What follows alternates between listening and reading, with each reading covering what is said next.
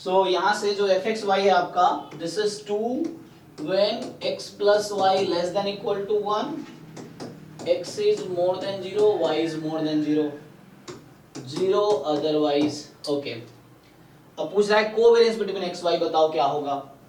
सो covariance between X comma Y, तो आप simply formula use कर लो.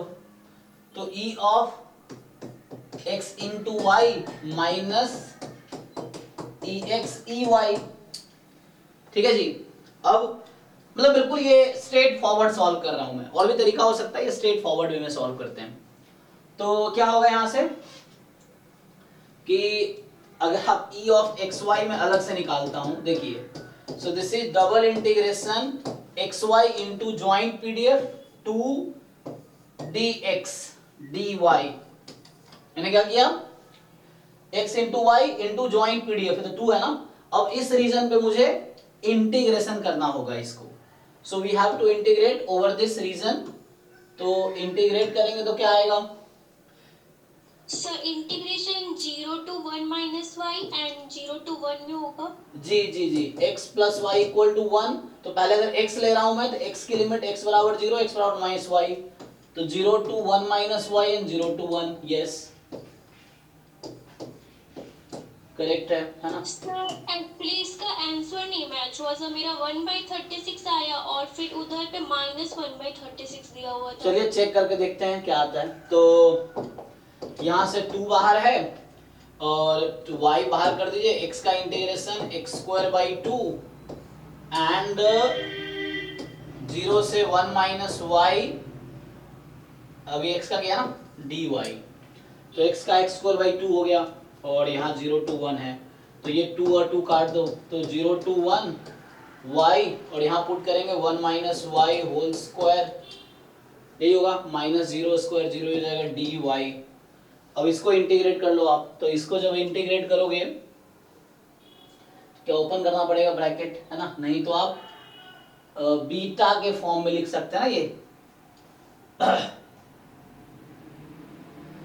क्या होगा इसका आंसर. सो बीटा फॉर्म में लिखेंगे आप.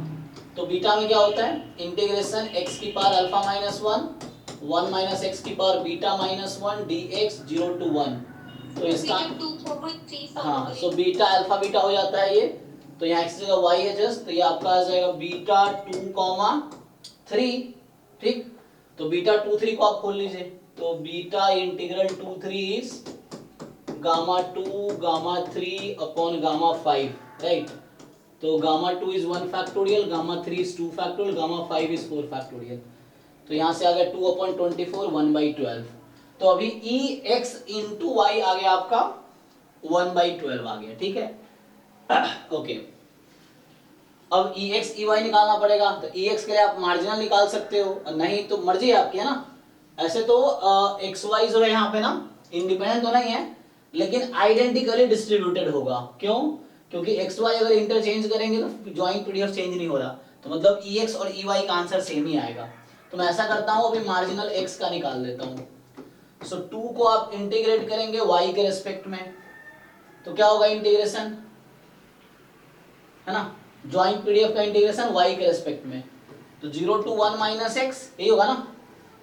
तो आपका आ गया 2 टाइम 1 माइनस एक्स और x की वैल्यू अब रहेगी 0 to 1. तो ये ज्वाइंट पीडीएफ आ गया आपका x का. ये भी बीटा है, हालांकि x का डिस्ट्रीब्यूशन क्या है यहाँ पे, बीटा 1,2 है कि नहीं. देखिए, एंड इनफैक्ट y सॉल्व करेंगे, y में क्या डिफरेंस आएगा, 2 dx 0 to 1 minus Y, same ही आएगा. तो y भी यही होगा बीटा 1,2, बीटा फर्स्ट काइंड. ठीक है ना, बीटा फर्स्ट काइंड. तो बताइए मुझे बीटा फर्स्ट काइंड में मीन कितना आता है, व्हाट इज मीन हियर. ये हुआ ना, ए अल्फा अपन अल्फा प्लस बीटा. हाँ, तो 1/3 और यही ई वाई भी होगा. तो यहाँ पे ई एक्स इंटू ई वाई जो है 1/9 है. तो अब आप निकालिए. तो ई एक्स वाई इज 1/12. तो covariance between x y is 1/12 minus 1/9 कितना आएगा बताइए. 9 माइनस 12 माइनस 3 बाई -3/9 1/36 आएगा सर। सही है ना? तो कैलकुलेशन मिस्टेक किया आपने, कोई बात नहीं, अब यही ध्यान रखना है। तो ये आ जाएगा। ओके, तो ये तो हो गया। अच्छा चलो, कैलकुलेशन हो गया, आपको समझ आया है ना? अल्लाह, ये इस तरह क्वेश्चन एग्जाम में आए हुए हैं पहले। ठीक है, नेक्स्ट। हाँ जी कुणाल, किनका डाउट था वो? कुणाल था, कौन था? हाँ, तो जी देखिए, ये जो क्वेश्चन है आप पूछ रहे हैं कि हमारे पास फाई द सीडीएफ, हम फाई के बारे में, capital phi is the CDF of, आपके क्वेश्चन करते हैं सैनिया ना एक एक करके। तो फाई सीडीएफ है स्टैंडर्ड नॉर्मल का, x एक रैंडम वेरिएबल है जिसका सीडीएफ कुछ ऐसा है, फाई x अगर x की वैल्यू लेस देन -1 है और फाई x प्लस 1 जब x की value more than equal to -1 है। तो आपके क्वेश्चन पे आते हैं, आप कह रहे थे b गलत क्यों है ना? तो सीधा मैं b ऑप्शन का ही सॉल्व करता हूं। So probability x is equal to -1। हाँ जी कुणाल, आपको पता है formula how to find probability from CDF? हाँ सर, उस पॉइंट के लेफ्ट हैंड लिमिट से। हाँ, CDF at -1 minus CDF at -1 left hand limit, यही ना? ये फॉर्मूला होता है। सो आप बताइए -1 इधर है या इधर है? -1 किसमें बिलोंग कर रहा है? इधर बिलोंग कर रहा है, तो पुट कर दीजिए आप। तो पुट करेंगे तो इसकी वैल्यू यहाँ -1 रख दीजिए x को, तो you will get -1 plus 1 0 minus. अब आप ध्यान दीजिए, दिस -1 लेफ्ट हैंड लिमिट, -1 की लेफ्ट हैंड लिमिट इसमें है या इसमें है? 5x हाँ, तो 5x की जगह क्या रखेंगे आप? -1, yes. So how do you feel this is half?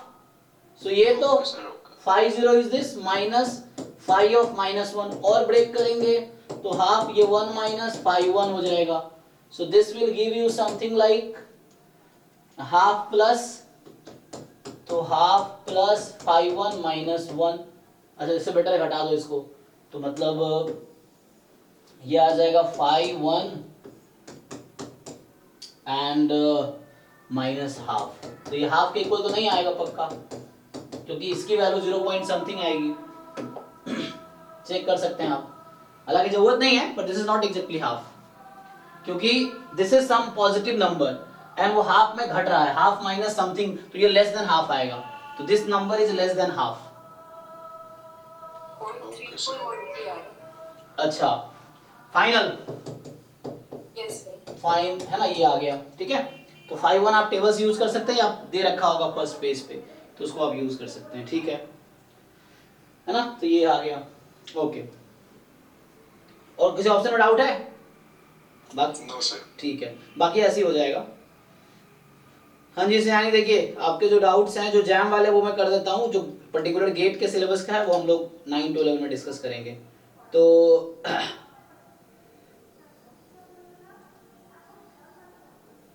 लेकिन मैं उम्मीद करता हूँ आपने एक एक क्वेश्चन अच्छे से सॉल्व किए होंगे, फिर आप डाउट पूछ रहे हो, ये है।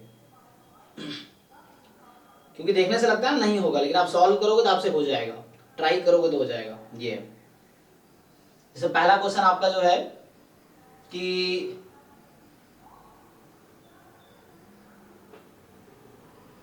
अभी आते हैं इस पे, जो नेक्स्ट क्वेश्चन का, जो फर्स्ट क्वेश्चन आपने भेजे हैं, क्या है ये? कह रहा है कि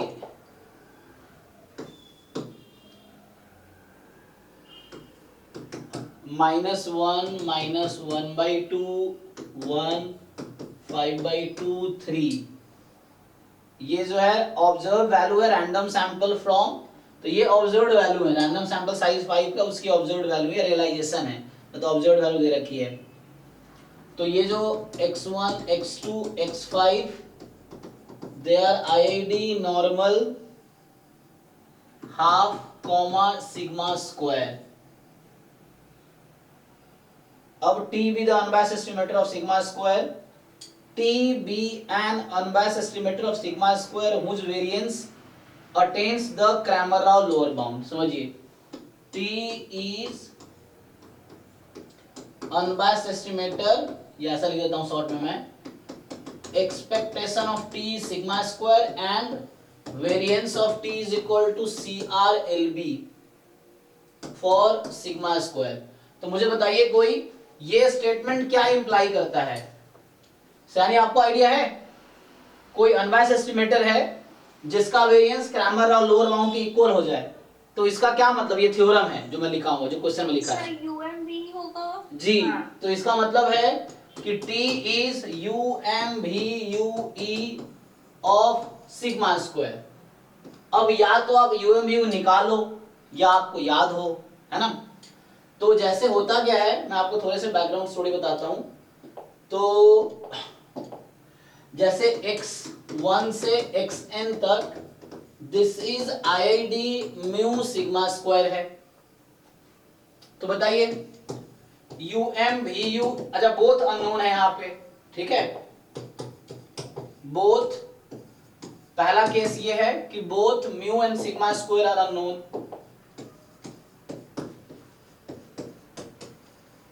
बोथ म्यू एंड सिग्मा, तो बताइए UMVUE ऑफ म्यू ये क्या होता है, and UMVUE of sigma square.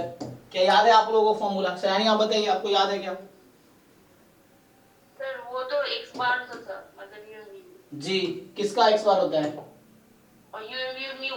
हाँ ठीक है, और इसका summation of xi minus x bar whole square by n minus 1 by n। आप डिसाइड कीजिए n या n-1। सर n होगा। तो क्या n होगा तो ये अनबायस्ड होगा? सर 1/n-1 ये MLE होता है, this is MLE of sigma square, not, तो अनबायस्ड एस्टिमेटर नहीं होता है ये। तो ये सब आपको ये श्योर होना पड़ेगा। और ये क्या दिखा रहा है कि आपने बहुत ज्यादा प्रैक्टिस नहीं किया है क्वेश्चंस के या कॉन्सेप्ट्स के, है ना। जब बहुत सारे क्वेश्चंस प्रैक्टिस करोगे तो आपसे गलतियां उतनी कम होंगी, है ना। मैं कहता हूं बहुत सारे क्वेश्चन सॉल्व करो, क्योंकि कोई बच्चा अगर बहुत सारे क्वेश्चन सॉल्व कर लिया हो तो उसकी गलती करने की प्रोबेबिलिटी बहुत कम होगी उसकी, क्योंकि उसने इतने सारे क्वेश्चन कर लिए। जो गलती आप घर पे करो उसे सीखते रहो ना, तो वो गलती भी दोबारा नहीं होगी। तो आपने बहुत कम प्रैक्टिस की, इसलिए आपको ये फॉर्मूला याद नहीं है बेसिक। सो यहां से ये 1/n-1 है ना। MLE जब होता है तो 1/n आता है। ये सब आपको डिफरेंशिएट करना आएगा जब क्वेश्चन बहुत सारे प्रैक्टिस करोगे। एटलीस्ट PYQ भी पहले करो, ठीक है। तो ये हो गया, ये तब है जब दोनों अननोन है। अब समझिए दूसरा केस, व्हेन इस क्वेश्चन में क्या हो रहा है, इस क्वेश्चन में आपको म्यू गिवन है, ठीक है। तो मैं फॉर्मूला लिखा रहा हूं, ये समझ लो थ्योरम लिखा रहा हूं, दिस इज अ थ्योरम। तो ये मैं आपको थ्योरम बता रहा हूं। सो क्या होगा, व्हेन म्यू इज नोन। अब म्यू नोन है तो म्यू तो नोन है ना, तो म्यू का कोई एस्टिमेटर नहीं चाहिए मुझे, क्योंकि म्यू गिवन है। म्यू की वैल्यू 0 होगी या वो हाफ होगी या 1 होगी या 2 होगी, जो गिवन है। तो म्यू को एस्टिमेट करने की कोई जरूरत नहीं है। एस्टिमेट हम उस पैरामीटर को करते हैं जो अननोन होता है। तो यहाँ मुझे सिर्फ सिग्मा स्क्वायर को अननोन करना, एस्टिमेट करना है। तो अब मुझे चाहिए UMVUE ऑफ सिग्मा स्क्वायर। इसका फॉर्मूला बताइए। अब म्यू नोन हो गया तो x बार की कोई जरूरत नहीं है यहाँ पे मुझे, क्योंकि x बार नहीं चाहिए मुझे, क्योंकि म्यू मुझे पता है पहले से ही। 1/n summation of xi minus mu whole square. हाँ ठीक है, ये फॉर्मूला है, क्योंकि ये अनबायस्ड होगा। आप सॉल्व करेंगे, सो दिस इज अनबायस्ड एस्टिमेटर, है ना। ये अनबायस्ड होगा तो अनबायस्ड होना चाहिए, और क्योंकि है ना इसका सिंपली आप ब्रेक करेंगे यहाँ पे तो आ जाएगा। इसका मीन निकालेंगे, सिग्मा स्क्वायर आएगा, तो ये अनबायस्ड है। तो अब क्या दिक्कत, यही तो आंसर है इस क्वेश्चन का। तो आपको क्या दिक्कत है बताइए मुझे। This is answer of this question, इतना ही तो पूछा है। सर मैंने इसको डायरेक्ट CLP से करने की कोशिश की थी तो उसका वैल्यू 1 आ रहा था सर। अच्छा, तो ये मुझे म्यू हाफ दे रखा है पहले से, तो हाफ रख दीजिए। Whole square I from 1 to 5 और n को आप 5 रखिए। अब आपको सब कुछ पता है, x1 की value -1, x2, x3, x4, x5 पांचों की वैल्यू पता है। और ये न्यूमेरिकल आंसर टाइप क्वेश्चन है, NNT है ना। तो पुट कर लीजिए, इसको खोल लीजिए आप, है ना। x1 - 1/2 होल स्क्वायर प्लस, तो इसे पुट करना है आपको ये पांचों वैल्यू। x1, हाँ इसको पुट कीजिए, यही आंसर है, बस यही आपसे पूछना चाह रहा है वो। तो बस ध्यान रखना, यहाँ म्यू नोन था तो ये फॉर्मूला है, म्यू अननोन होगा तो ये फॉर्मूला है, और म्यू नोन है तो ये फॉर्मूला है। ये थ्योरम है।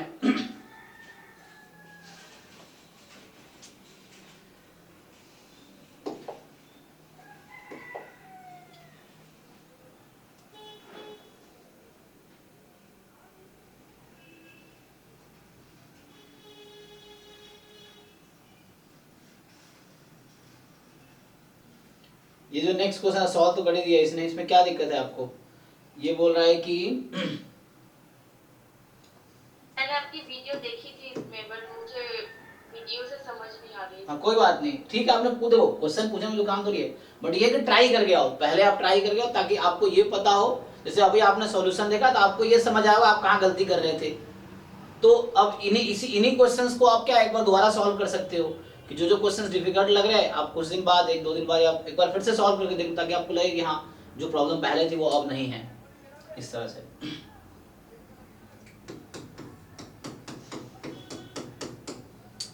सो x है नॉर्मल 2 4, मैं आगे क्वेश्चन करता हूँ। देखिए इनका क्या है, y बराबर है 3 माइनस 2x। सो x नॉर्मल 2 4 है and y is 3 minus 2x। तो ये पूछा गया है कि क्या प्रोबेबिलिटी है x मोर देन 2 होने की, गिवन है y लेस देन 1 है। तो कोई बात नहीं, इसको क्या करोगे आप, x मोर देन 2, सो यहाँ से ये क्वेश्चन कहाँ है सर? ये ग्रुप में नीचे है देखो, आपके क्वेश्चन के बाद, ये जो कुणाल के क्वेश्चन के बाद। तो ये है ना, upon probability y less than 1। मैं करता हूँ बाकी क्वेश्चन आपके अभी। तो यहाँ से क्या करना है, अब इसको सॉल्व करना है, हाउ टू सिंप्लीफाई कीजिए। अच्छा तो x ये है तो y का डिस्ट्रीब्यूशन क्या होगा ये देख लो। तो y का जो डिस्ट्रीब्यूशन होगा नॉर्मल, इसका मीन निकाल लीजिए। तो 3 माइनस 2 टाइम 2, इसका मीन तो 2 है ना, तो मीन निकालेंगे 3 माइनस 2 टाइम 2, 3 माइनस 4 माइनस 1। इसका वेरिएंस निकालिए, तो वेरिएंस कितना होगा, तो बताओ इसका वेरिएंस क्या आएगा y का। सर इसको ऐसे नहीं करते सर, जहाँ पे y लेस देन 1 दिया हुआ है वहाँ पे हम 3 माइनस 2x को पुट करके फिर हम x का निकाल ले कि x कितना लेस होगा, तब भी हो जाएगा, इंटरसेक्शन लेके कर देते हैं, उससे भी हो जाएगा। ठीक है, तो उससे सर कर देते वेरिएंस सर 16 होगा वेरिएंस। हाँ 16 होगा। ठीक है, तो हम उस तरीके से नहीं, जैसे इन्हें बता रहे हैं उस तरीके से करते हैं, तब भी हो जाएगा।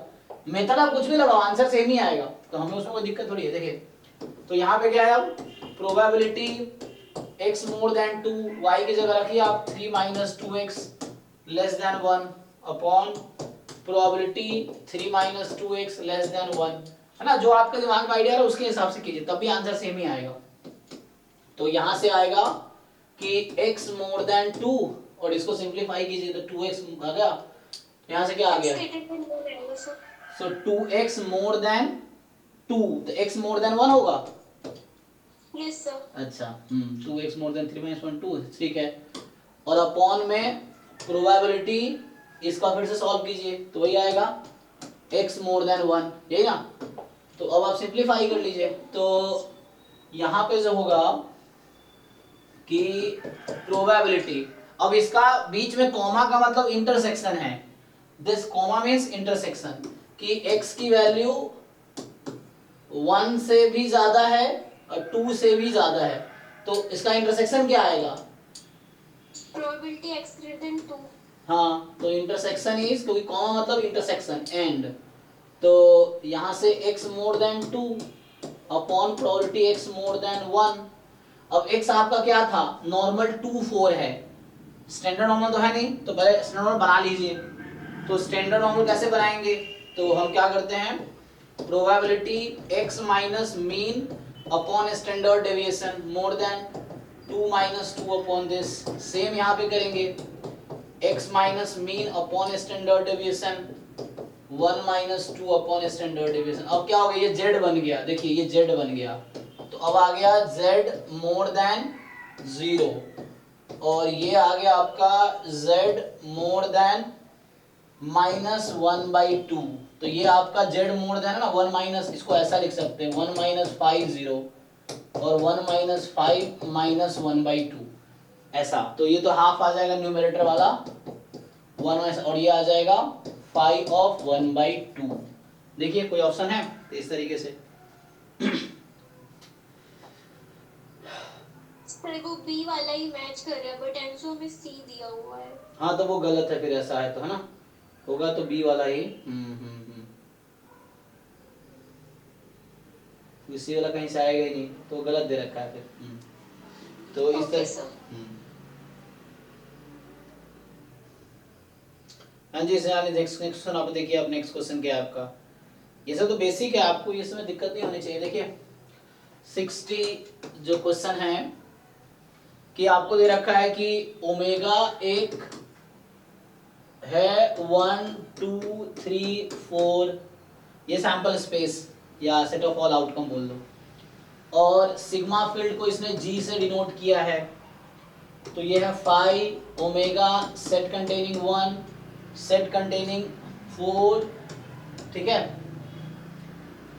Set containing 2 3, set containing 1 4 and set containing 1 2 3 और सेट कंटेनिंग 2 3 4, ये है। सो अब क्या है हमारे पास, ये सिग्मा फील्ड दे रखा है आपको, जैसे सिग्मा फील्ड। अब मुझे बता रखा है probability at event 1 is 1/4, probability of event, अच्छा आगे x less than equal to 2, ये बता रखा है आपको 3/4, है ना, ये बाद वाला पहले लिख दिया मैंने। अच्छा बीच में कुछ इंफॉर्मेशन है, अब ध्यान से देखो आप, तो आपको पहचानना आना चाहिए क्या है। सो यहाँ पे बता रखा है x1 is 1, x2 is 2, x3 is 2, अलग अलग लिख दिया मैंने, एंड x4 इज 2, नहीं x4 इज 3, 3 x4 इज 3। अब खुद दिमाग लगाइए, यहां दे रखा है x less than equal to 2, तो यहां देखिए x आपको पता है ना, जैसे fx is equal to y होता है, ठीक है ना, तो ये वैसे ही लिखा हुआ है कि जैसे x ऑफ ओमेगा ऐसा है, जैसे यहाँ पे y मान लीजिए इस तरह से है। तो आपसे पूछे कि x की पॉसिबल वैल्यूज क्या है, आप सोचो खुद ही कि x less than equal to 2 है, तो उसके लिए सैंपल स्पेस में कौन कौन सा एलिमेंट है। 1 2। तो अब आपको यहाँ पता है क्या देखना पड़ेगा कि x less than equal to, x की वैल्यू 1 कब है, जब ओमेगा, ये ऐसा होता है x ओमेगा और इसकी वैल्यू स्मॉल x है, ये समझिए आप। तो यहाँ पे कैपिटल X की जो मैं देख रहा हूँ, कैपिटल X की कौन कौन सी वैल्यू है जो लेस देन इक्वल टू 2 है, तो यहाँ कैपिटल X 1 है, यहाँ कैपिटल X 2 है, यहाँ कैपिटल X 2 है। तो बताइए यहाँ पे आउटकम्स क्या क्या आएगा, मतलब सैंपल स्पेस के कौन कौन सा एलिमेंट है जिसके करेस्पॉन्डिंग, रैंडम वेरिएबल क्या करता है, सैंपल स्पेस के एलिमेंट को रियल नंबर में मैप करता है। तो सैंपल स्पेस में 4 एलिमेंट है, तो सैंपल स्पेस में जो 1 है उसके करस्पॉन्डिंग रैंडम वेरिएबल की वैल्यू 1 है, सैंपल स्पेस में जो 2 है ना उसके करस्पॉन्डिंग रैंडम वेरिएबल की वैल्यू 2 है, सैंपल स्पेस में जो 3 है उसके करस्पॉन्डिंग रैंडम वेरिएबल की वैल्यू 2 है, सैंपल स्पेस में जो 4 है उसके करस्पॉन्डिंग रैंडम वेरिएबल की वैल्यू 3 है। तो ये जो ब्रैकेट में लिखा हुआ x के साथ ब्रैकेट में वो सैंपल स्पेस के एलिमेंट है, स्मॉल ओमेगा है, ये वो सैंपल स्पेस का एलिमेंट है, और ये जो है रैंडम वेरिएबल की वैल्यू है। तो आपको देखना है कि रैंडम वेरिएबल x की वैल्यू 2 से कम कब क्या है, तो उसमें सैंपल स्पेस के कौन कौन से एलिमेंट आएंगे, क्या क्या आ रहा है,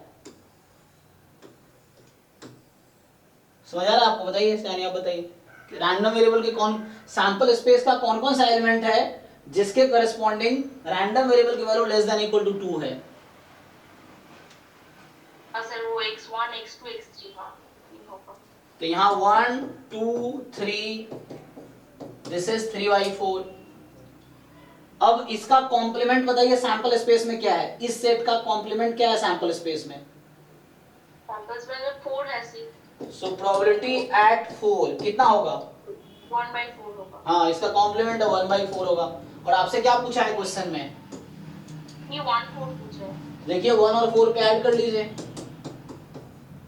so probability at 1 and probability at 4, तो 1 पे क्या है 1/4 + 1/4 मतलब हाफ हो जाएगा, हो गया है ना, तो इसका सारा दिमाग लगाएंगे हो जाएगा। अब इसको खुद से आप सॉल्व करके देखिए फिर से, मतलब एक बार सॉल्यूशन समझ लिया, आप खुद से आप दिमाग लगाइए, क्वेश्चन देख के सॉल्व कीजिए, फिर आपको 2-3 बार सॉल्व कीजिए, समझ आ जाएगा क्या हो रहा है।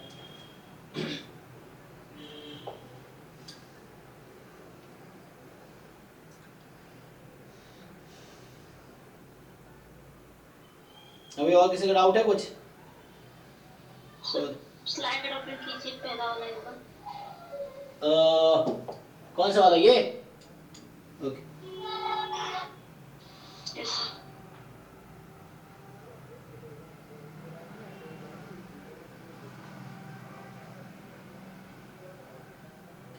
हाँ जी अनिकेत, अभी है क्लास में? अभी नहीं, उसे भेज दिया।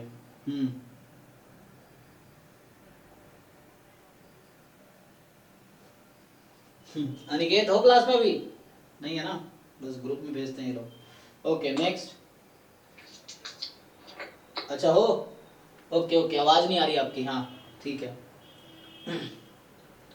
तो इसमें क्या है, x be the random variable which assumes only 2 values। चलो देखो, तो ये कह रहा है कि x कोई रैंडम वेरिएबल जिसकी वैल्यू 0 या 1 होगी, ठीक है,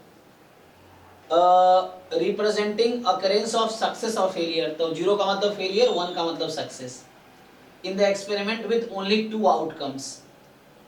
सो in an experiment with only 2 outcomes, success या फेलियर, मतलब ये बर्नौली ट्रायल हो गया। The probability of getting success in experiment is p theta defined as, अब probability of success को define कर रहा है, the probability of getting success in the experiment is p theta and defined as, तो probability theta होगी अगर theta आपका rational number है, और 1 minus theta होगी अगर theta एक algebraic irrational है। तो algebraic irrational पता क्या होता है, मतलब irrational है अलजेब्रिक नंबर जो किसी पॉलिनोमियल का सॉल्यूशन हो, है ना। तो ठीक है, तो ये आपका थीटा इरेशनल भी बोल देता हूं। अब डिफाइन द एस्टिमेटर t, तो t estimator is x bar है ना, तो एस्टिमेटर t आपका x बार है, sample proportion of success. Okay, तो which one of the following is correct? T is MLE as well as consistent for theta. T is unbiased and consistent for theta. T unbiased and consistent होगा। T is MLE but not consistent, और T consistent है but MLE नहीं है, but not MLE tending to theta. Okay, तो हमें decide करना है consistency and MLE। तो यहाँ से क्या, ये क्या है, प्रोबेबिलिटी ऑफ क्या था, सक्सेस था ना P। So what is probability of failure? 1 minus p theta, और ये हो जाएगा 1 minus theta अगर थीटा रैशनल है, मतलब थीटा, हाँ, और ये थीटा अगर थीटा अलजेब्राइक इरेशनल है, यही ना, 1 minus p, मतलब दिस इज लाइक p, है ना। p को बस 2 पार्ट में इसने डिफाइन किया है, थीटा कोई अननोन होगा ना, यहाँ पे थीटा क्या रूल है इसमें कि हमारे पास x जो था, सो यहाँ से कहना ये चाह रहा है x इज बर्नौली p है एक्चुअली, ठीक है ना। तो x का जो डिस्ट्रीब्यूशन है वो बर्नौली p है, और p एक्चुअली थीटा पे डिफाइंड है, थीटा के रिस्पेक्ट में, कि p थीटा थीटा होगा, थीटा रैशनल है और इरेशनल तो 1 माइनस थीटा, फिर 1 माइनस p मतलब प्रोबेबिलिटी ऑफ फेलियर हो गया ये, तो ये हो गया। अच्छा, तो अब बताओ आप क्या करते हो, मैं आपसे पूछूं x bar converges in probability to what, weak law of large number क्या कहता है, न्यूमी। हाँ EX। ओके, अब मुझे इसमें EX निकालना है, तो EX कैसे निकालोगे आप,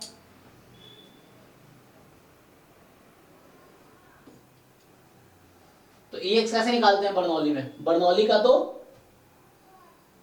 P होता है सर। बर्नौली में जो होगा P होगा, क्योंकि NP है ना, तो N1 है यहाँ पे, तो ये EX तो यहाँ कहीं ना कहीं P थीटा आ जाएगा, तो P थीटा वो डिफाइन जो है वही आएगा। ओके, लेकिन हमें ये पूछा गया है, अब P थीटा या तो थीटा होगा जब थीटा रैशनल है, और 1 माइनस थीटा है जब थीटा इरेशनल है। ओके,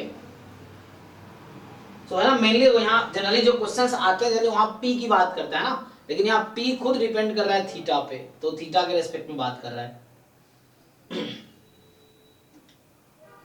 सो कंसिस्टेंट होने के लिए क्या होना चाहिए था, हम टी को कंसिस्टेंट एस्टिमेटर ऑफ थीटा कब बोलेंगे, अगर T converges in probability to, यही होता कि T converges in probability to theta, but ऐसा तो हो नहीं रहा, इसको डिफाइन करें हम, तो यहां से मुझे चेक करना पड़ेगा कि क्या दूसरा तरीका भी है, मीन ऑफ टी निकालोगे तो क्या आएगा, फिर भी पी आएगा, है ना, मीन ऑफ टी निकालोगे तो पी आएगा, और वेरिएंस ऑफ टी आप निकालोगे तो पी क्या होता है, पी क्यू ना, P Q, okay, so P Q theta into 1 minus theta and this,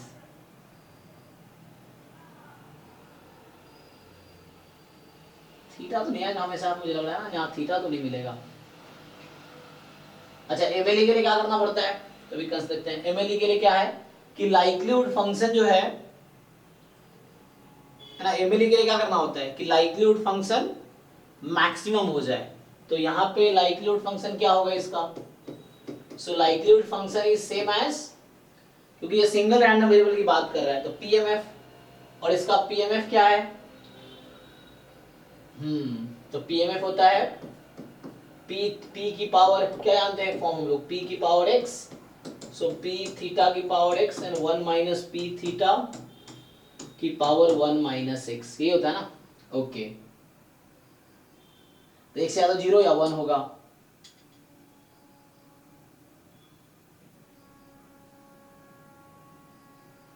तो यहां से ऑप्शन मुझे ये लग रहा है कि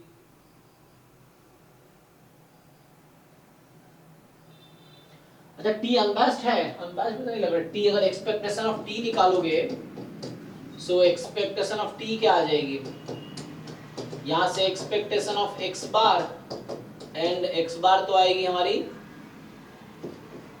पी आएगी, पी थीटा ही आएगी ना, और यहाँ प्रॉब्लम ये है कि आपको ये डिसाइड करना रेशनल इरेशनल का क्या रोल है, मेन तो यहाँ पे ये है कि what is role of rational and irrational,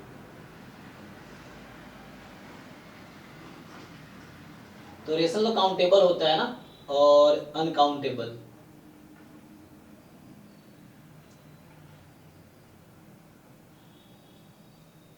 तो क्या हो सकता है इसमें आंसर क्या होगा, tending T is consistent but not,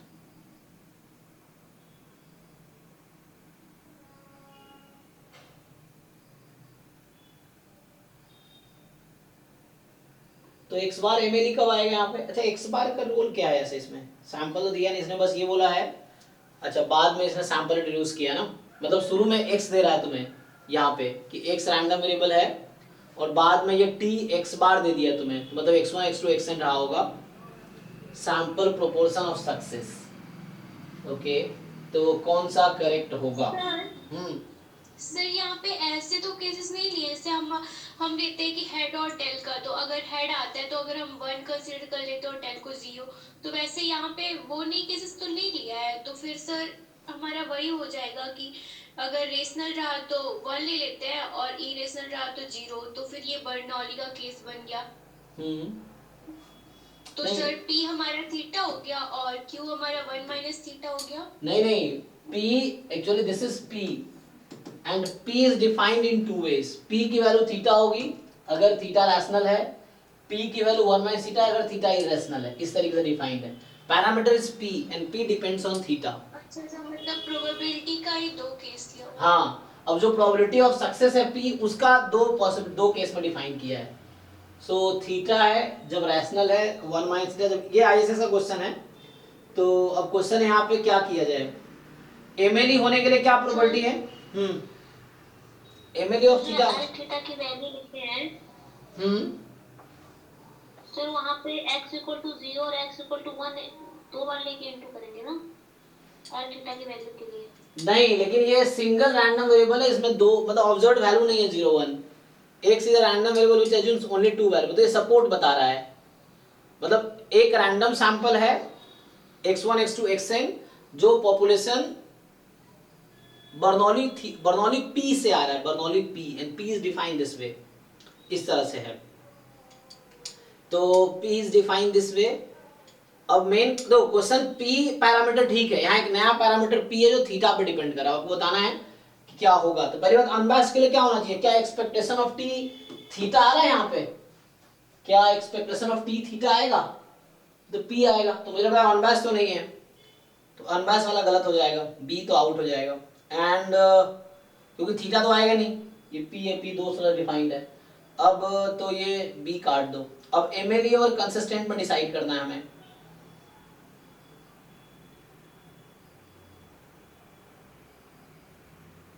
MLE के लिए क्या होना चाहिए कि थीटा की वो वैल्यू जिसके लिए लाइक्लीहुड फंक्शन मैक्सिमम हो जाए। तो x बार के लिए मैक्सिमम हो जाएगा। एक्चुअली p का एमएलई थीटा तो आता है ना, मतलब ये x बार तो आता है। p जो पैरामीटर बाइनोमियल एनपी में, बर्नौली एनपी में एक यहाँ अगर फाइंड करोगे यहाँ से एमएलई क्या आता है इसका, एमएलई ऑफ p तो x बार ही आता है ना। Yes sir. p का तो x बार आएगा, एमएलई p का, बट p की यहाँ दो वैल्यू है।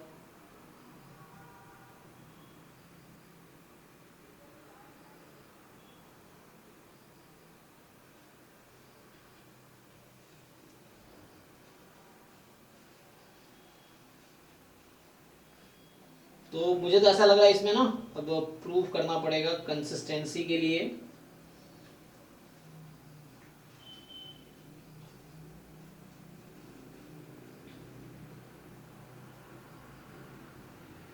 सर जनरली एक्स पार्ट तो हमारा कंसिस्टेंट होता है ना।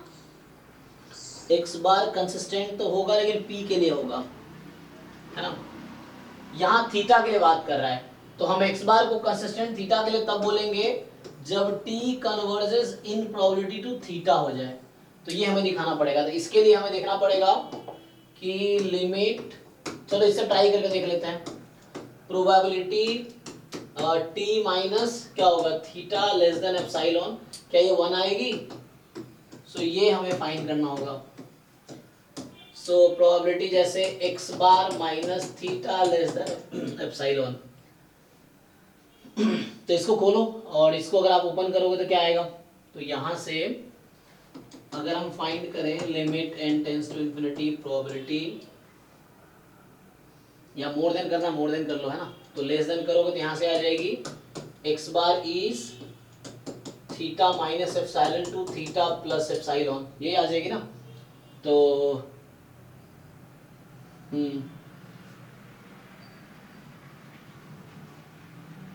और n टेंस टू इंफिनिटी है तो हम उससे भी कर सकते हैं ऐसे। तो ये प्रोबेबिलिटी कितनी आएगी,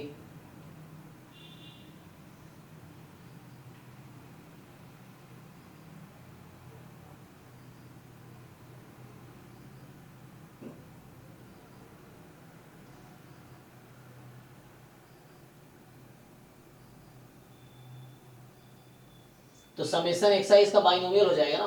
तो एक काम करते हैं यहाँ पे, या अगर आप सेंट्रल लिमिट थ्योरम लगाना चाहो तो लिमिट है तो वो भी यहाँ अप्लाई करके प्रोबेबिलिटी तो निकाल ही सकते हैं।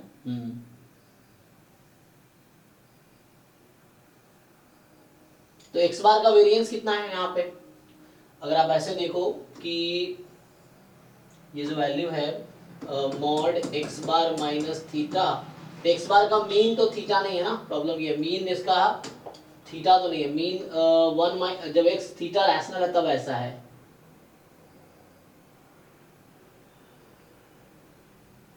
इसमें थोड़ा और सोचना पड़ेगा। जिसकी प्रोबेबिलिटी अगर 1 आएगी तो हम कंसिस्टेंट बोल सकते हैं, लेकिन ये 1 आएगी, ये क्वेश्चन है।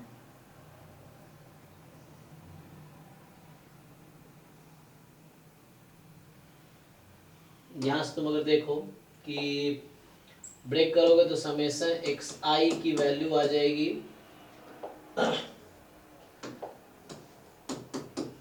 ये जो आपका आएगा n theta plus n epsilon है, सब कुछ हो जाएगा, और इधर n theta minus n epsilon, इस तरह से, या n time theta minus epsilon, और ये आपका बाइनोमियल है।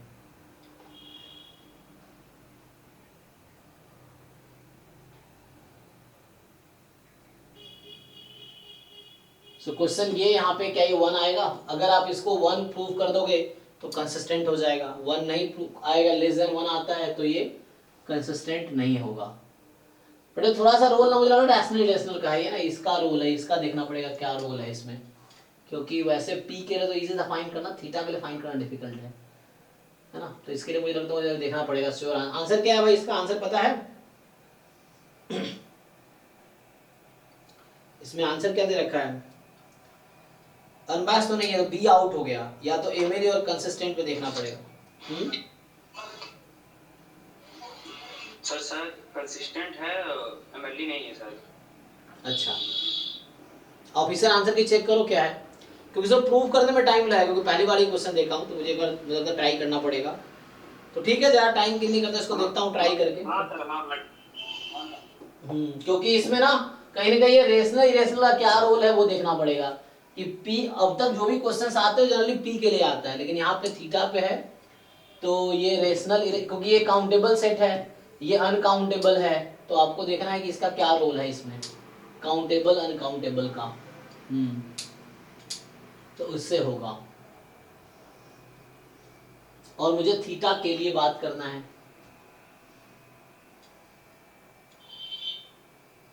ठीक है, इसको ट्राई करता हूं, क्योंकि कंसिस्टेंट कैसे होगा, कंसिस्टेंट होने के लिए वो आना पड़ेगा।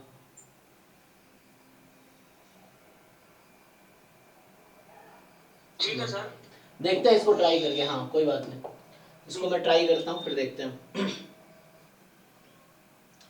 और किसका रह गया क्वेश्चन? तो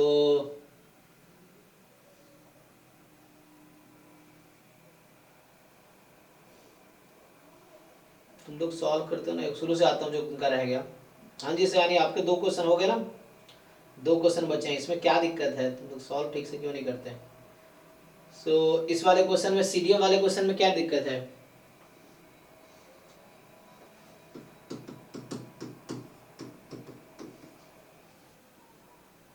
क्या दे रखा है? 0 है जब x less then minus. Sir इस क्वेश्चन में दिक्कत है ये कि इसमें जो 1/n है वो सर मतलब हर बार कुछ जो आंसर दे रहा है वो आंसर की में ही नहीं है, 1/8 दे रहा है। मतलब वो जो +1/n है और वो जो -1/n है वही दिक्कत दे रहा है। तुम लिमिट पहले पुट करते होगे ना, पहले पुट नहीं करना, लिमिट बाद में पुट करना है। सर मतलब जो जिन लोगों ने सॉल्यूशंस भेजे हैं मैंने उनका सॉल्यूशन देखा है, लेकिन मतलब मैंने जब करने गई तो उसमें से मतलब हो नहीं रहा। तुम्हें कौन सा ऑप्शन में डाउट है इसमें? हाँ किस ऑप्शन में आपको डाउट है? सर ऑप्शन ए बी में डाउट है सर। ए भी मैं सॉल्व करके भी दिखाया था आपको पहले भी, क्या डाउट है? लेकिन आपने दिखाया, आपने बोला था कि सिर्फ limit n tends to infinity last में बैठना है, बस ये फॉर्मेट लेकर फिर अभी कुछ दिन पहले ही तो हम डिस्कस कर रहे थे इस पेपर को। सो यहाँ पे क्या है, इसको आप क्या लिखेंगे बताइए, बाद में लिमिट लगाएंगे, पहले आप ये प्रोबेबिलिटी बताइए क्या होगा ये। इसको मैं क्या लिख सकता हूँ, इस प्रोबेबिलिटी को सीडीएफ के टर्म में? हाँ f -1/n माइनस होगा, मतलब माइनस और फिर माइनस f -1/2n प्लस होगा वो। हाँ ठीक है। तो अब देखिए ये जो आपने सीडीएफ है ये किस इंटरवल में बिलोंग करता है, -1/n का जो लेफ्ट हैंड लिमिट है वो किस इंटरवल में बिलोंग करेगी?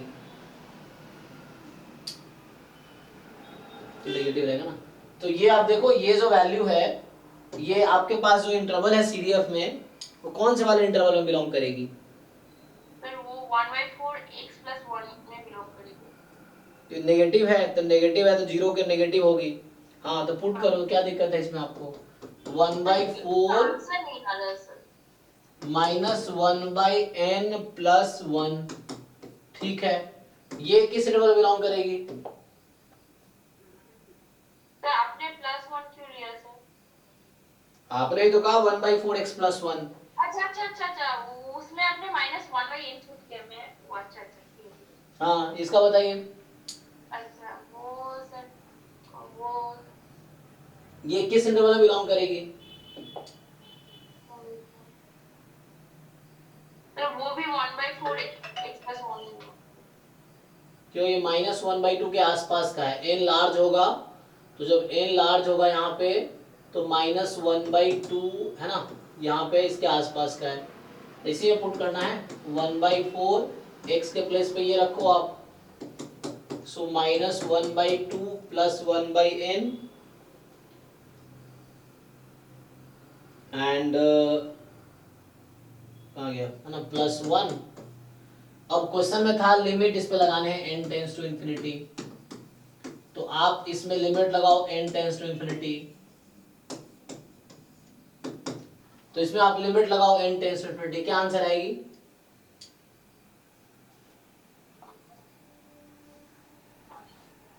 ये 0 हो जाएगा, 1/4 माइनस, एक्चुअली आप लिख कर सॉल्व कर ही नहीं रहे, आप बस देख रहे हो, आपको ऐसा लग रहा है आपसे नहीं होगा, आप छोड़ दे रहे हो। यही जो मैं कर रहा हूँ यही चीज आप करोगे तो क्या नया हो जाएगा, यही चीज आएगा आपका भी, कुछ नया थोड़ी आ रहा है, मैं कुछ नया कर रहा हूँ, जो आप बता रहे हो वही मैं कर रहा हूँ, लेकिन आप लिख के तो कर नहीं रहे हो, आपको बस क्वेश्चन देख के लगता है आपसे नहीं होगा। बताइए आंसर क्या आएगा? सर इसमें 3/8 आ रहा है सर। ऑप्शन में क्या है? ऑप्शन में 5/8 है। हाँ तो ये गलत ऑप्शन है, फिर क्या दिक्कत है? हाँ। प्रॉब्लम थोड़ी है, अब जो ऑप्शन में जो दिया वही लाना है, तो 5/8 गलत ऑप्शन है वो। अब सेम तरीके से आप बी वाला सॉल्व कीजिए, बी वाला ट्रू ऑप्शन है इसका। हाँ सर कर लूंगी सर, मतलब वही समझ नहीं आ रहा। तो लिख के कीजिए ना, समझ कैसे नहीं आ रहा, आप लिख के केयरफुली सॉल्व करें, क्या इसमें नया है? ये सब तो आसान क्वेश्चन है, डिफिकल्ट क्वेश्चन में समझ आता है कि हाँ चलो उसमें दिक्कत है, ये सब तो मुश्किल नहीं है, आप इसको लिख के सॉल्व करो, लिख लिख के जो आंसर आएगा वो आ जाएगा यहाँ से। सो यहाँ से ना 1/4 आ गया, ये 1/4 कैंसिल हो जाएगा, तो 1/8 आ जाएगा यहाँ से, कितना आ जाएगा देख लीजिए, 3/8 आया आपका। हाँ सर 3/8 आ रहा है। सेकंड ऑप्शन 5/8, हमारा सेकंड ऑप्शन करेक्ट है एक्चुअली। इसको सॉल्व जो भी आ रहा है सॉल्व कर लो आप, ठीक है।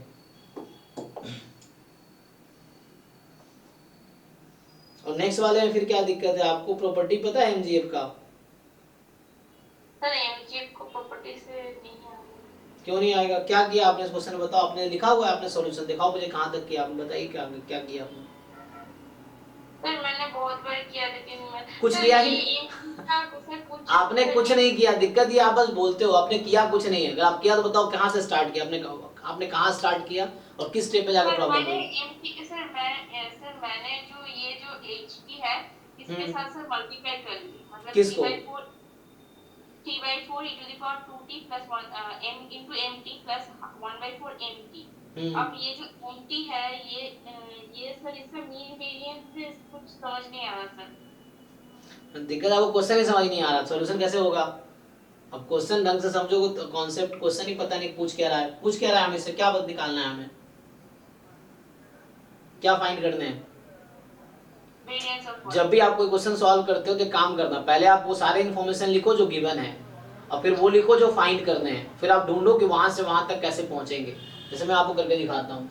अब ये सब तो जैम वाला बच्चा इजीली कर देगा ये क्वेश्चंस, कि इसने कहा है कि mt जो है mgf है x का, ठीक है, mt इज, तो जब भी आप क्वेश्चन सॉल्व पहले वो इन्फॉर्मेशन लिखो जो क्वेश्चन में गिवन है, फिर वो लिखो जो फाइंड करने हैं, फिर सोचो वहां से वहां तक कैसे पहुंचेंगे, फिर उसके लिए थोड़ा सा टाइम स्पेंड करो, कुछ कोशिश करो।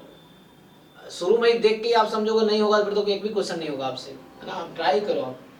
सो यहाँ पे क्या है, और ht जो है mgf है, mgf ऑफ y का mgf है ना, तो क्या है ht कुछ इस तरह से गिवन है, 3/4 e की पावर 2t प्लस 1/4, ठीक है, और यहां से आ जाएगा mt, क्या आ गया?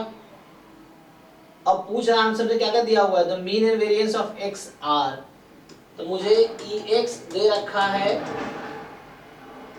1/2, वेरिएंस x दे रखा है 1/4, तो यहां से इन दोनों से ex स्क्वायर आ जाएगा, कितना होता है 1/4 प्लस 1/4, ये भी 1/2 आ जाएगा। ओके, अब मुझे बताइए ये जो ex 1/2 है, इसको मैं mt के टर्म में क्या लिख सकता हूँ, कुछ रिलेशन है कि mgf x से मैं मीन कैसे निकाल सकता हूँ x का? dmt/dt m डैश 0 हाफ होता है, इसका क्या रिलेशन है? m डबल डैश 0 1 तो ये मुझे क्वेश्चन में गिवन है और मुझसे क्या पूछा है, उसमें क्या फाइंड करना है मुझे? Variance of y। तो वेरिएंस ऑफ y के लिए मुझे क्या फाइंड करना है? e of y square minus E y का होल स्क्वायर। अब आप बताइए मुझे, एच टी जो है वो mgf है y का, तो मैं एच टी को यूज करके मीन ऑफ y कैसे निकाल सकता हूं? मतलब मीन ऑफ y को एच टी के टर्म में मैं क्या लिख सकता हूं? e of y। बताइए तो मुझे ये एच टी को यूज करके मैं मीन ऑफ y कैसे निकालूंगा? हाँ एच डैश 0। हाँ h डैश 0। अरे तो इतना तो पता होना चाहिए ना आपको। जैसे आप ये बता रहे हो m डैश 0 हाफ है, तो सेम चीज तो यहाँ भी करनी है। क्या आपको डिफरेंशिएशन करना आता है आपको? इसको जस्ट डिफरेंशिएट कीजिए, t को 0 कीजिए, 2 स्टेप में आपका ई वाई आ जाएगा। फिर मुझे ई वाई स्क्वायर चाहिए, तो आप खुद से पूछो ना, ये तो कह रहा हूं आप क्वेश्चन में जो गिवन है फिर फाइंड करते हैं, तो हम ये तो पूछ रहे हैं कैसे आएगा। अब मुझे वेरिएंस वाई चाहिए, तो उसके लिए ये चाहिए और ये चाहिए, फिर मैं ये कोशिश करूंगा कि ये कैसे आएगा इसके हेल्प से। तो मुझे पता है कि जब y का ये mgf है तो इसका फर्स्ट डेरिवेटिव करेंगे, t0 पुट करेंगे, आ जाएगा। तो क्या दिक्कत, देखिए एक लाइन में आ जाएगा। अगर मैं h डैश t निकाल रहा हूँ, प्रोडक्ट टूल लगाना है, तो इसका डिफरेंशिएशन 3/4 e की पावर 2t इंटू 2 और इंटू mt, ये हो गया, प्लस इसका डिफरेंस अब ये क्या था सर, ऐसे आया था लेकिन वो बहुत लेंथी हो। अरे कुछ नहीं किया था आपने, सब झूठ बोलते रहते हो आप। अभी एक लाइन में आंसर आ जाएगा, एक लाइन लिखा, अगला स्टेप में आंसर आ जाएगा। बहुत लेंथी कहां से हो गया, एक लाइन का सॉल्यूशन है।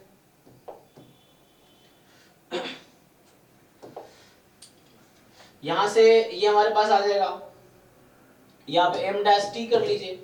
क्या किया मैंने, product rule, u into v, u का डेरिवेटिव देख लो, डेरिवेटिव ठीक किया, सो u का derivative v as it is plus u as it is v का डेरिवेटिव। अब मुझे क्या करना है, h डैश 0 चाहिए, तो जहां जहां t दिख रहा है सब 0 रख दो आप। तो यहाँ 0 रखोगे, 3/4 ये हो गया 3/2 इंटू m0 प्लस जहां जहां t दिख रहा है 0 रखो आप। तो यहाँ से आ गया, इसमें 0 रखो, 3/4 प्लस 1 हो गया, 1 हो गया ये, और ये m डैश 0। क्या मुझे ये दोनों चीज पता नहीं है पहले से? ये तो मुझे क्वेश्चन में ही दे रखा है, इसको पुट कीजिए। तो यहाँ से 3/2 m0, अच्छा सॉरी m0 क्या होता है, ये तो प्रॉपर्टी है, m0 चाहिए मुझे। 1 होगा सर। हाँ तो m0 1 है, और ये तो इन जनरल किसी का भी mgf हो 0 पे 1 ही वैल्यू देगी, तो ये 1 हो गया। m डैश 0 क्या है, हाफ, तो कितना आ गया, 3/2 प्लस 1/2 4/2 2 आ गया। तो h डैश 0 2 आ गया। इसका क्या मतलब हुआ, मुझे 2 मिल गया, ey मिल गया। अब ey स्क्वायर के लिए मुझे क्या करना पड़ेगा, डबल डैश को 0 है ना, तो हमें डबल डेरिवेटिव फाइंड करने हैं, एंड डबल डेरिवेटिव पे तो यही चीज, तो एक बार इसको और डिफरेंशिएट करना है प्रोडक्ट रूल से। हमने एक बार डिफरेंशिएट किया ना, फिर यहाँ प्रोडक्ट रूल यूज करेंगे, तो 2 टर्म यहाँ से आएगा, फिर यहाँ प्रोडक्ट रूल यूज करेंगे, 2 टर्म यहाँ से आएगा, फिर t को 0 रख देंगे, तो जैसे ये वैल्यू निकल के आई वैसे ये निकल आएगी।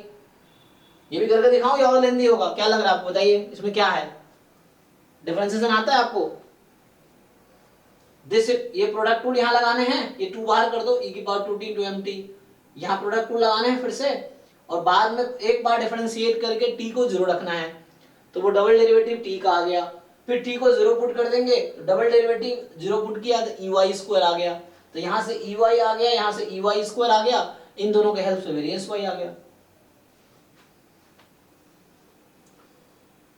अप्रोच पता है तो मैं वही समझने का, अप्रोच क्या है, मतलब मुझे mgf पता है, मैं mgf से कैसे फाइंड करूंगा वेरिएंस, तो उसका अप्रोच पता होना चाहिए ना। समझ आया क्या, सॉल्व करूं आगे, ये समझ आया कैसे करना है? हाँ सर समझ। सब लिख के सॉल्व कीजिए, सब बेसिक बेसिक क्वेश्चन है, ठीक है आप एटलीस्ट प्रैक्टिस एक एक क्वेश्चन ढंग से कर रहे हैं, अच्छी बात है। और लेकिन ये जो अप्रोच पहले आप सीखिए क्या है और उसको फिर अप्लाई कीजिए, ठीक है भाई। तो डाउट किसी का रह गया? अब एक और इधर है, हाँ जी उजान है ना। सो ये जो क्वेश्चन आपका है इसमें फिर से आपको क्या समझने की जरूरत है कि XY का जॉइंट MGF पता है आपको। सर कैलकुलेशन में दिक्कत आ रहा है बस। अच्छा ठीक है, मैं अप्रोच बताया था। देखिए तो यहां से 1/1 minus T1 plus T2, this is in bracket 1 minus T2, fine, okay, and Z is given as x plus y. तो ये इन्फॉर्मेशन गिवन है मुझे, यही दो इन्फॉर्मेशन है मेरे पास। अभी पूछ रहा है वेरिएंस ऑफ Z बताओ, तो पहले मैं वेरिएंस ऑफ Z निकाल लेता हूं। तो ये होगा variance of x plus variance of y plus 2 time, क्योंकि ये इंडिपेंडेंट नहीं है ना, तो 2 time covariance between x and y। इसको और ओपन करेंगे, so variance of Z is equal to ex square minus ex whole square e of y whole square minus ey whole square, ये है, and plus 2 time e of xy minus ex ey। तो ex ey, okay, ये है मेरे पास। अब सी आपको क्या क्या चाहिए, तो you have already joint MGF, तो यहां से ये बताओ व्हाट इज MXT1, ये क्या होगा? मार्जिनल से ज्वाइंट से मार्जिनल कैसे फाइंड करते हैं? सर हाँ, T2 को 0 कर दीजिए, आप T2 को 0 पुट कीजिए, सो 1 अपॉन क्या बचा 1 माइनस T1। तो यहां से x का डिस्ट्रीब्यूशन दिख गया, what is distribution of x? Exponential 1, exponential 1, तो यहां से ex 1 आ गया और वेरिएंस x 1 आ गया। चलो ये डायरेक्टली आ गया, तो ये चीज तो डायरेक्टली आ गया, ठीक, मतलब this you got directly. Now you want MYT2। अब मुझे जॉइंट से मार्जिनल चाहिए y का, मार्जिनल MGF ऑफ y, तो क्या करेंगे आप? T1 0 पुट कीजिए, सो 1 अपॉन 1 माइनस T2 का होल स्क्वायर, बताइए, तो यहां से क्या पता चला आपको? y इज गामा 2,1, तो अल्फा 2 बीटा 1 है, कोई दिक्कत नहीं है। तो यहां से वेरिएंस ऑफ y आ गया आपके पास, क्या होता है वेरिएंस, है मुझे variance y, so alpha beta या अल्फा बीटा स्क्वायर ना, alpha beta mean alpha beta square, तो 2 ही रहेगा, ओके। तो ये हो गया आपके पास। नाउ रिमेनिंग, तो वेरिएंस x आ गया, वेरिएंस y आ गया, तो मार्जिनल x का MGF निकाल लिया, तो वेरिएंस x आ गया, मार्जिनल MGF आ गया, MGF डिस्ट्रीब्यूशन आ गया, ये आ गया। अब मेन प्रॉब्लम यहाँ पे है, अच्छा ex ey we already have, क्योंकि मुझे डिस्ट्रीब्यूशन पता है, तो ex वी ऑलरेडी हैव, यहाँ से ey वी ऑलरेडी हैव, तो ey इज जस्ट यहाँ से है ना, तो 2 ही आएगा, तो मीन x वेरिएंस x, मतलब mean variance of xy both we have already. तो ये जो टर्म्स मुझे चाहिए था, तो इसको मैं अभी ओपन करने की जरूरत नहीं थी, तो डायरेक्टली मैं ऐसे लिख देता हूँ। So this was variance x variance y plus 2 time exy minus exey, the exey we already have, now we need e of x into y। अब ये तो ज्वाइंट इसको बोलते हैं ना, ज्वाइंट मोमेंट हो गया ना, तो कोई बात नहीं, तो इसके लिए इसको ही यूज करना पड़ेगा, we don't have other way, है ना, तो हमारे पास कोई तरीका दूसरा तरीका नहीं अब, तो मुझे इसको ही यूज करना पड़ेगा, क्योंकि इसको यूज किया तो पहला टर्म आ गया, इसको यूज किया दूसरा टर्म आ गया, अब इस टर्म की वैल्यू निकालने के लिए मुझे इसको यूज करना पड़ेगा। तो बताइए इसमें क्या डाउट है आपको, अब क्या करेंगे हम?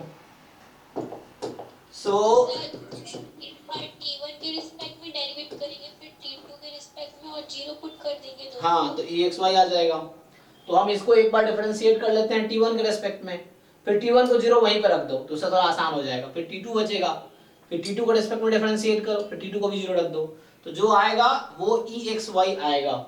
मैं सॉल्व करूं या समझ आ रहा है आपको? हाँ जी, जिनका डाउट है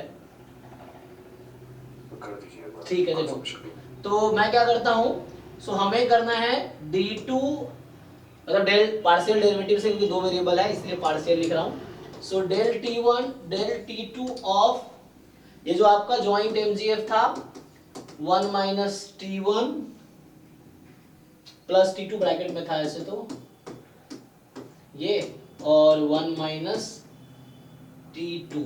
तो चलिए पहले इसको मैं डिफरेंशिएट करता हूँ T1 के रेस्पेक्ट में, किसी को भी पहले किसी बाद में कर सकते हैं। सो इसको पहले, और मुझे क्या करना है तो first differentiated with respect to T1। तो अभी मैं एक काम करता हूँ, इसको ऐसे लिख देता हूँ।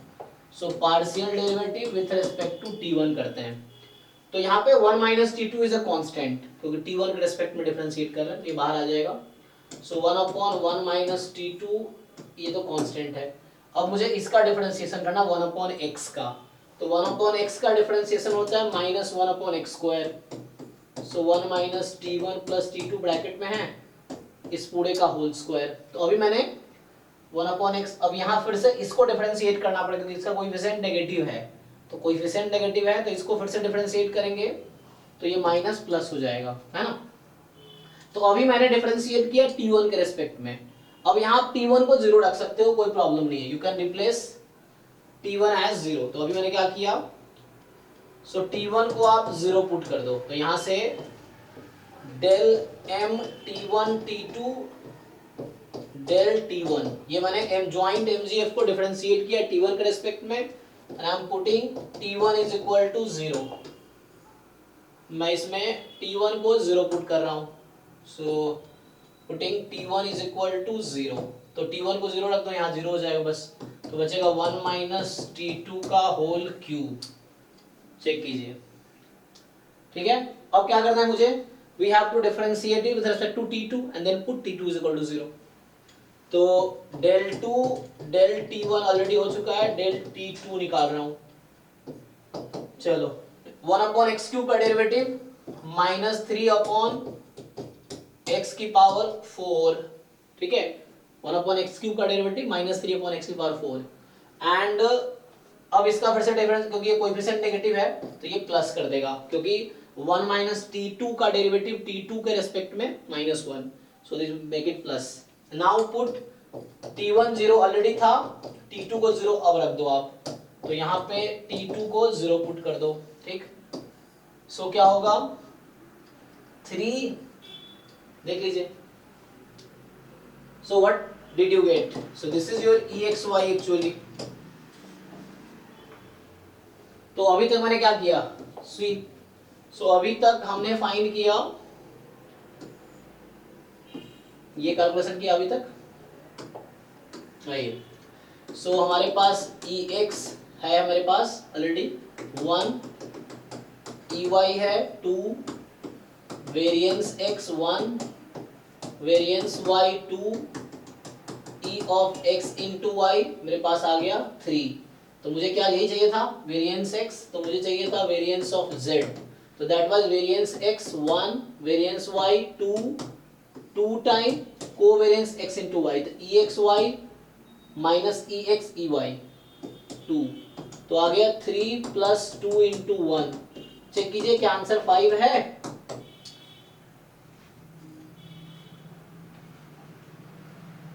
है ना। आंसर देखिए 5 होना चाहिए।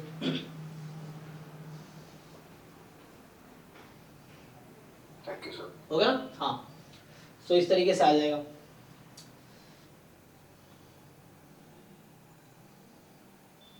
चलिए, तो अच्छा ये भी बताए, this is the original, okay. हाँ जी, देखो ग्रुप में क्वेश्चन जो आया, ये अभी के लिए लास्ट क्वेश्चन करता हूँ मैं, फिर बाकी जिनका क्वेश्चन रह गया है कल फिर से 6 to 7 डाउट क्लास में, डेली 6 to 7 डाउट क्लास ही है एग्जाम तक, तो चलता रहेगा। तो एक अभी लास्ट क्वेश्चन जो इसने भेजा हुआ है, देखो इसने बाद, सर मेरी भी लास्ट ही क्वेश्चन है, एक ही क्वेश्चन मेरी बाकी। अच्छा रुको रुको देखते हैं क्या क्या रहेगा किसका। तो सर ये क्वेश्चन मैं ऐसे सॉल्व करके भेज देती हूँ ग्रुप में, आप मेरी कर दीजिए। तो उसमें कहा आपने 4 क्वेश्चन भेजे थे, 5वां क्वेश्चन आपका है ये क्वेश्चन मैं जो, हाँ समझ गया, ये XY वाला देखिए। तो ये क्वेश्चन जो है आपका 63 नंबर जो है कि pxy is a point which is nearest to the origin lies on the intersection of the surface z is equal to xy plus 5 and x plus y plus z is equal to 1। इन दोनों का intersection जो है लाई करता है उस पे pxy इन दोनों का इंटरसेक्शन पे है और जो नियरेस्ट है ओरिजिन से। Fine, then the distance between origin and the point p is. तो चलिए सबसे पहले ये फॉर्मूला लिख लेते हैं, डिस्टेंस ऑफ। इसका थ्योरी कहाँ से मिलेगा इस क्वेश्चन का? ये देखो सिंपल कॉन्सेप्ट है, ये सब क्लास 12th में भी ऐसे क्वेश्चंस हैं। कोई पॉइंट है जहां से, अब ये क्वेश्चन फ्रेम हो रहा है पर्टिकुलर सेम क्वेश्चन तो नहीं मिलेगा, ये मैक्सिमम मिनिमा का क्वेश्चन है सिंपल। तो आप मैक्सिमम मिनिमा क्लास 12th वाला भी पढ़ लेंगे तो भी हो जाएगा, हालांकि ये 2 वेरिएबल का है।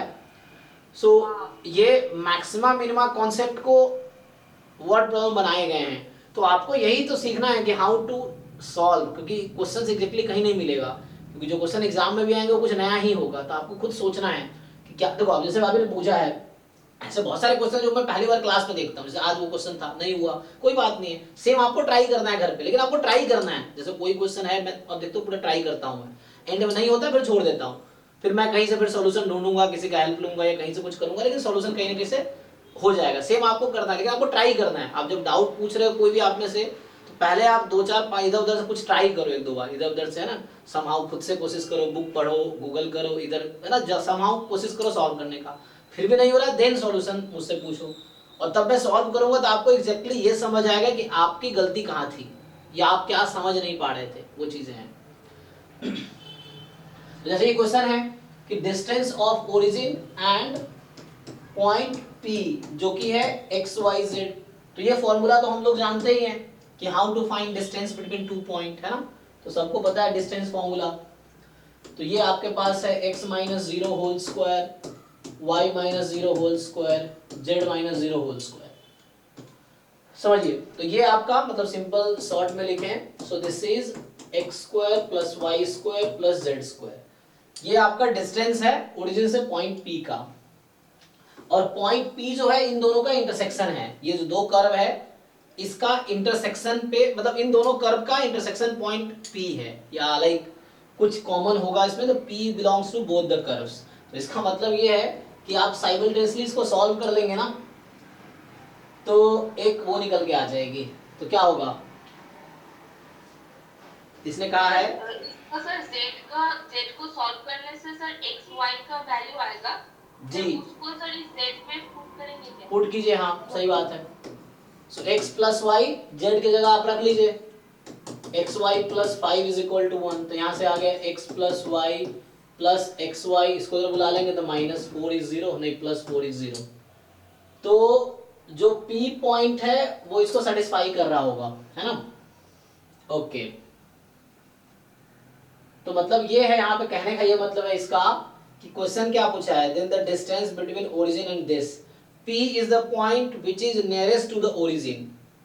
अब मुझे मिनिमाइज करना है, तो सपोज आई नेम इट, तो मुझे क्या करना है, minimize this x square plus y square plus z square subject to this condition x y plus, है ना, x प्लस वाई है ना, दिस इज, ये करना है आपको। So x plus y plus x y plus 4 is equal to 0, ये चीज है। अब बताइए कैसे मिनिमाइज करेंगे। आप z की वैल्यू यहाँ से ये भी पुट कर सकते हैं, z के प्लेस पे आप ये पुट कर सकते हैं, z के प्लेस पे आप यहाँ भी, इसको हम रिड्यूस कर सकते हैं। तो एक काम करता हूँ, यहाँ z के प्लेस पे z स्क्वायर आप क्या यूज करना चाहेंगे, ये यूज कर लीजिए या वो यूज कर लीजिए, आपकी मर्जी, ये यूज कर लेते हैं, बेटर रहेगा। तो यहाँ से z की वैल्यू क्या आ जाएगी, 1 minus x minus y holds, क्योंकि एक्स वाई जेड पॉइंट दोनों को सेटिस्फाई कर रहा है। तो ये है, अब ये 2 वेरिएबल फंक्शन है ना, तो जस्ट एक्स वाई बच रहा है, यहाँ भी एक्स वाई है, तो हमें मिनिमाइज करना है दिस सब्जेक्ट टू दिस। अब ये आपका क्वेश्चन रिड्यूस हो गया, और आपको याद होगा लाग्रांज मल्टीप्लायर मेथड है, उससे कर सकते हैं। और तरीका है कि इसमें हम y अगर निकाल ले तो यहाँ पुट कर देंगे तो 1 वेरिएबल में कन्वर्ट हो जाएगा। ये कुछ वैसे क्वेश्चन हो गया ना, ऐसे बहुत सारे क्वेश्चन आए हैं। This subject to gxy is equal to 0। So यही फॉर्मेट होता है लाग्रांज मल्टीप्लायर मेथड का। तो मुझे इसको मिनिमाइज करना है। अब कैसे सॉल्व करेंगे इसको? सॉल्व करना आता है इस तरह क्वेश्चंस? हाँ सर कर लूंगी सर। इसमें r cos theta r sin theta से कैसे करेंगे वो सर दिखा दीजिएगा। आर कॉस को आर साइन नहीं यहाँ पे होगा, क्योंकि हमें ऐसा पॉइंट लेना होगा जो इसको सेटिस्फाई करे, तो ये पोलर फॉर्म में नहीं जाएगा। तो इसका एक आसान तरीका ये है कि रूट को मिनिमाइज करने के बजाय आप कोशिश कीजिए, जैसे मैं इसको बोल देता हूँ d डिस्टेंस है, तो मैं इसको मिनिमाइज करने के बजाय इसके स्क्वायर को मिनिमाइज करता हूँ, तो मेरे लिए कैलकुलेशन आसान रहेगा। Minimize x square plus y square plus z square, मतलब डी स्क्वायर को मिनिमाइज कर रहा हूँ मैं, सेम थिंग है, बाद में डी की वैल्यू निकाल लेंगे हम।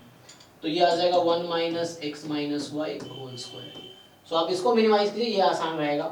अब ये आसान है ना, क्या करेंगे आप, हम लोग लाग्रांज मल्टीप्लायर में क्या करते हैं, एच एक्स वाई आप ये फंक्शन लेंगे x square plus y square plus 1 minus x minus Y whole square plus lambda time, ठीक है ना, plus lambda time x plus y plus x y plus 4, ये हो गया। ये आपका एक नया फंक्शन है। अब इसको आप डिफरेंशिएट कीजिए, कैसे सॉल्व करते हैं। लाग्रांज मल्टीप्लायर मेथड आप देख सकते हो कैसे, है ना, बुक में देख लो या गूगल पे देख लो, how to solve using Lagrange multiplier. अब उससे सॉल्व करो। आप क्या करोगे, एच एक्स निकालो 0 पुट करो, एच वाई निकालो 0 पुट करो,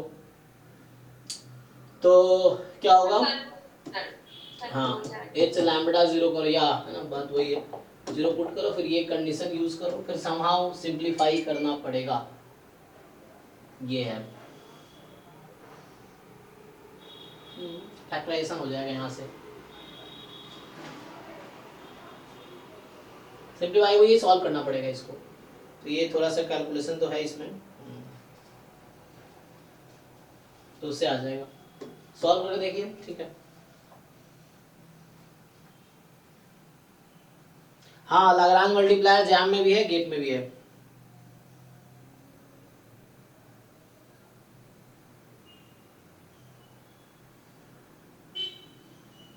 ठीक है, किसके क्वेश्चन रह गए? देखो लास्ट क्वेश्चन जो ये था, जिन्होंने भेजा था ये भेजा हुआ ना, दिस इज ओरिजिनल, क्या है ये?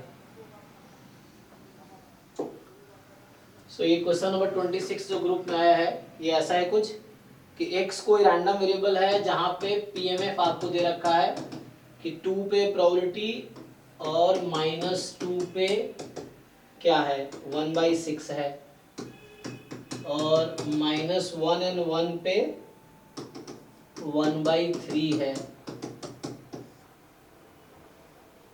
तो y जो आपका है, ठीक है, जो y है आपका वो है 6x स्क्वायर प्लस 3, ठीक है, y है 6x स्क्वायर प्लस 3। तो पूछ रहा है आपसे क्या होगा, तो कोई बात नहीं, इसका आप कई सारे अप्रोच है ना। तो x का सपोर्ट क्या है, x का सपोर्ट है -1 1 2 -2, तो इसके करस्पॉन्डिंग आप y का सपोर्ट निकाल लो। y का सपोर्ट निकालोगे तो क्या होगा,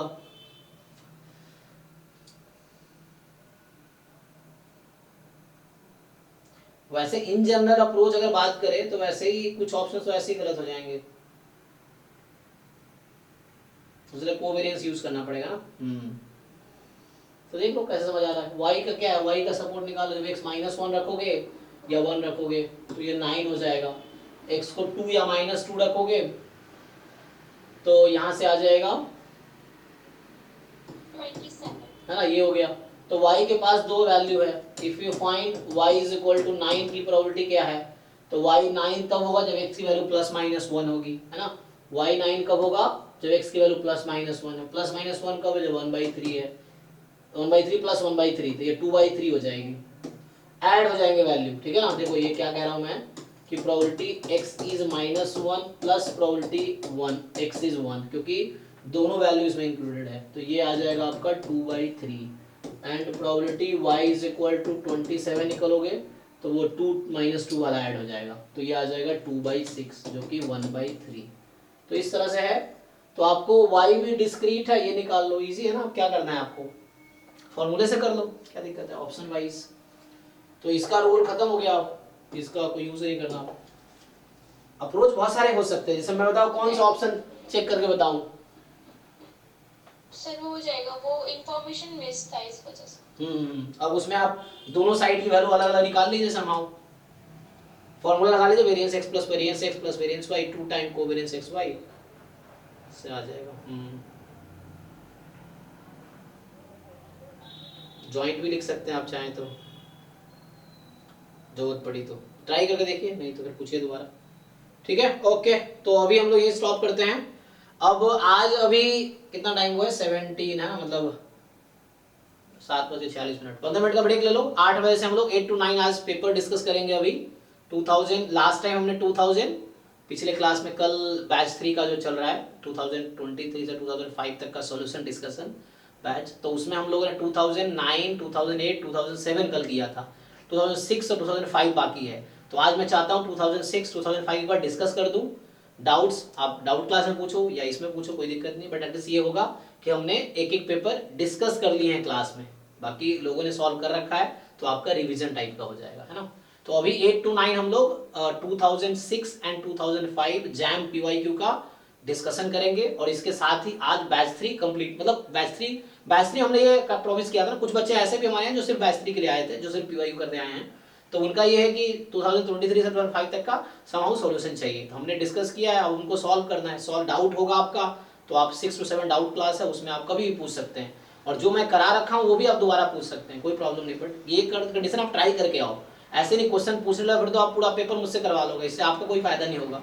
मैं तो सॉल्व कर ही दूंगा, लेकिन आपका फायदा तब जब आप ट्राई करके आओगे, तब डाउट पूछो, तो ये अच्छा रहेगा। ठीक है, तो आज बैच 3 का हम लोग समहाउ 6 और 5 करके कंप्लीट कर लेंगे, तो बैच 3 ओवर हो जाएगा आज। ठीक है, फिर कल से डेली मॉक टेस्ट डिस्कशन ही होगा 7 to 9 में, 7 to 9 daily mock test discussion चलेगा, मतलब बैच 4 जो हम लोग किए थे मॉक टेस्ट सॉल्यूशन डिस्कशन, तो डेली अभी फुल लेंथ ही करेंगे, बाद में फुल लेंथ जब कंप्लीट हो जाएगा तो वापस आएंगे यूनिट वाइज पे। तो कल से, आज ये कंप्लीट करेंगे, कल से हम लोग फुल लेंथ टेस्ट का डाउट डिस्कशन कल से स्टार्ट करेंगे 7 to 9 में। ठीक है, तो अभी 8 बजे से कंटिन्यू करते हैं। Thank you.